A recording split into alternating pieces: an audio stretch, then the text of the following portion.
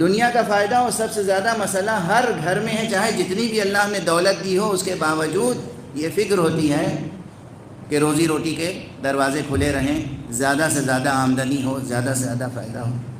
ٹھیک ہے نا؟ میں یہ سمجھتا ہوں کہ ممبر پر آنے والے کی ذمہ داری یہ بھی ہے کہ وہ امت کے لیے، افراد کے لیے جینے کے ڈائریکشنز معین کرتا چلا جائے بحیثیت مجموعی کہ آپ کو کس ڈائریکشن میں سفر کرنا چاہیے. تو سب سے بڑا مسئلہ ہم و غم کیا ہے؟ اقتصاد، اکنامکس، روزی روٹی، کمائی، دنیاوی فائدہ. آپ کو اندازہ ہونا چاہیے کہ دنیا میں 30 سے زیادہ ملک وہ ہیں، ایک دو نہیں، 30 سے زیادہ ملک وہ ہیں جن کی نیشنل لینگویج عربک ہے. بیداری سے سماعت فرما رہے ہیں آپ؟ نیشنل لینگویج عربی ہے، وہاں کی قومی زبان عربی ہے. تو وہاں کی سرکاری زبان عربی، وہاں کی اقتصادی زبان عربی، وہاں کا بازار، اس میں زبان جو استعمال ہوتی ہے عربی، تجارت. اگر آپ کا بچہ، بہت تیزی سے عرض کر رہا ہوں، اگر آپ کا بچہ عربی زبان سیکھ لے تو اس کے لیے ایک دو ملکوں کے نہیں، کم سے کم 30 ملکوں کے دروازے کھل جائیں گے.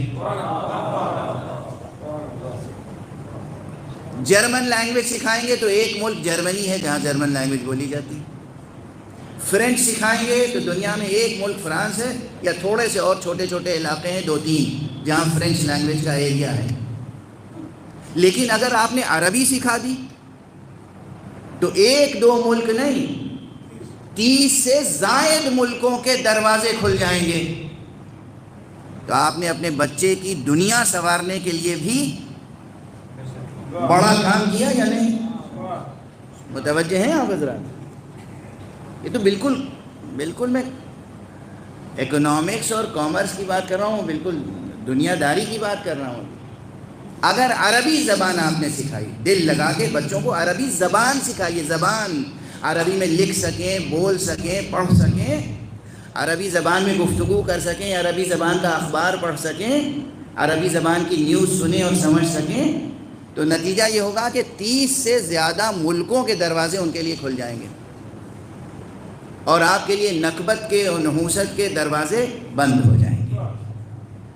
یہ ایک فائدہ ہوا دنیاوی.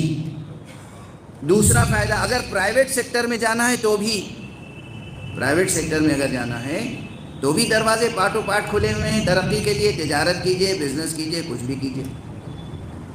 اور خود آپ جس ملک میں رہ رہے ہیں، اس ملک کی ایمبیسی دنیا کے ہر ملک میں ہے، اس کے کونسلیٹس ہر جگہ ہیں ہر ملک میں، اس کے کلچرل ہاؤس دنیا میں ہر جگہ ہیں. اس ملک کو، یعنی یہاں کی جو فارن سروسز ہیں، انڈین فارن سروسز، ان کو ضرورت ہے عربی جاننے والوں کی. اگر آپ کے بچے عربی میں ماہر ہوں گے تو آپ کی حکومت آپ کے ان بچوں کی قدردان ہوگی. انہیں اپنے ایمبیسیز میں، اپنے کونسلیٹس میں، اپنے مشنز میں، ہر جگہ ہائی کمیشن میں، جہاں جہاں بھی عربی کا، جو عربی ممالک ہیں، یہ 30 یا 30 سے زیادہ ممالک، وہاں ان کو اسٹاف چاہیے عربی جاننے والا. تو آپ کیوں نہیں اپنے بچوں کی قسمت کھولتے اس لحاظ سے کہ عربی زبان سیکھیں؟ زبان، لینگویج، یہ 2 بڑے فائدے تو دنیا کے ہیں. اب ایک چھوٹا سا فائدہ یہ بھی ہے کہ اگر عربی زبان سیکھ لے گا بچہ، یعنی عربی میں لکھی ہوئی تحریر پڑھنے کے قابل ہو جائے، سمجھنے کے قابل ہو جائے، تو وہ حدیث بھی سمجھنے کے قابل ہو جائے گا، قرآن بھی سمجھنے کے قابل ہو جائے گا، اور اس کے لیے جنت کے دروازے بھی کھل جائیں گے.